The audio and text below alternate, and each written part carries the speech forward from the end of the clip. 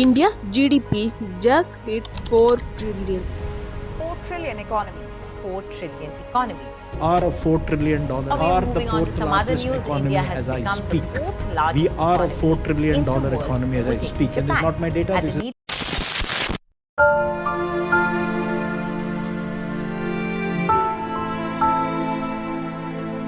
The government is celebrating. New channels are running proud headlines.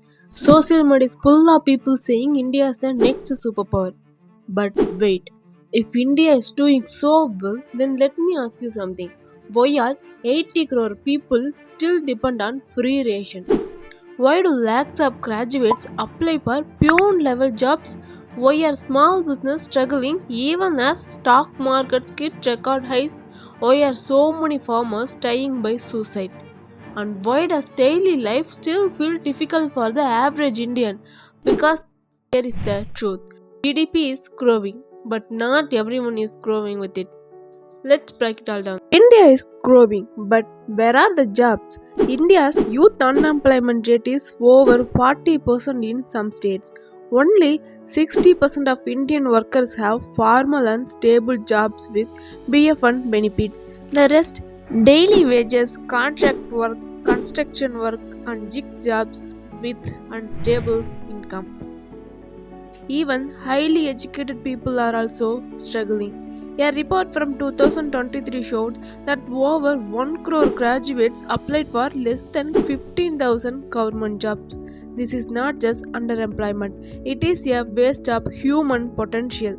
Yes, big companies are growing, the startup ecosystem is active, but only the cities and rich people are truly experiencing the benefits and growth. Not the rural areas or common people. While India celebrated unicorns and GDP milestones, Bangladesh quietly became the second largest garment exporter in the world, giving millions of rural women stable factory jobs. Let's talk about inequality. India's richest 1% now own more than 40% of the country's wealth. The bottom 50% just 3%. This shows extreme inequality, a huge gap between the rich and poor. Rich people are rising fast. Poor and middle class people are either slow or falling behind.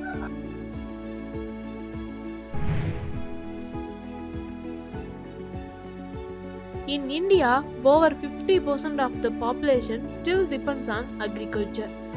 But agriculture's contribution to GDP just 14%.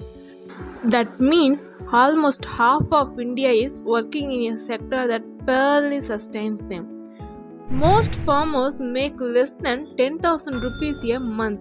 They use that to buy seeds, paper, diesel, fertilizers, and repay loans. When crop prices crash, there is no safety. That is why a farmer dies by suicide every 30 minutes in India. In Europe, farmers are protected by the Common Agricultural Policy, which guarantees minimum support prices and insurance. In China, the government built rural industry zones next to farms, so people would switch between farming and factory work. But in India, farmers fight alone for price, for weather, for survival. India is building expressway at record speed. Bullet trains are coming, smart cities are being launched. That is great. Infrastructure is important. But let's ask a few deeper questions. Why are rural schools still lacking teachers and toilets? Why do 75% of Indians still spend out of pocket for their healthcare? Why are government hospitals overcrowded while private hospitals charge lakhs? GDP can grow by building a highway, but that doesn't mean the average Indian can afford to use it. The real development is your child has a good teacher in government school. Your parents can get free quality treatment without loans. You don't need a connection to get a job. But right now, we are building world class roads that pass through villages with no clean drinking water. From space, India is one country, but on the ground there are two Indians, one with AC offices, high speed trains, 5G data, and Zomato deliveries. The other without clean water, electricity, or decent schools and toilets. India built a 10,000 crore statue, but in Maharashtra, children die of malnutrition every year. In Vietnam, 65% of people still live in villages, just like India. But there, even rural zones are linked with roads, internet, and cooperative banks. They build value chains.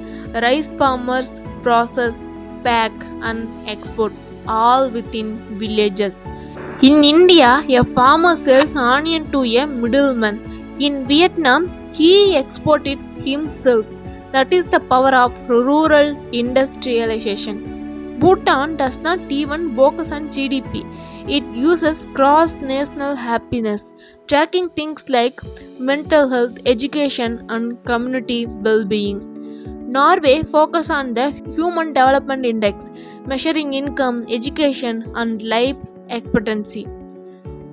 Germany, Japan, and South Korea all have strong GDPs, but they also invest heavily in public education, universal healthcare, and worker rights.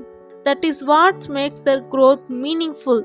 Now, compare in India, education is still luxury for the poor, healthcare is mostly privatized, job security is rare, and over 50% of Indians don't earn enough to pay income tax. What exactly are we celebrating?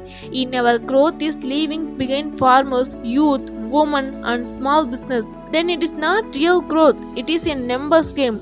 It's time we shift the conversation from India as the fifth largest economy to how many Indians are living with dignity, health, and opportunity. Because true development isn't about a bigger economy, it is about life for people living in it.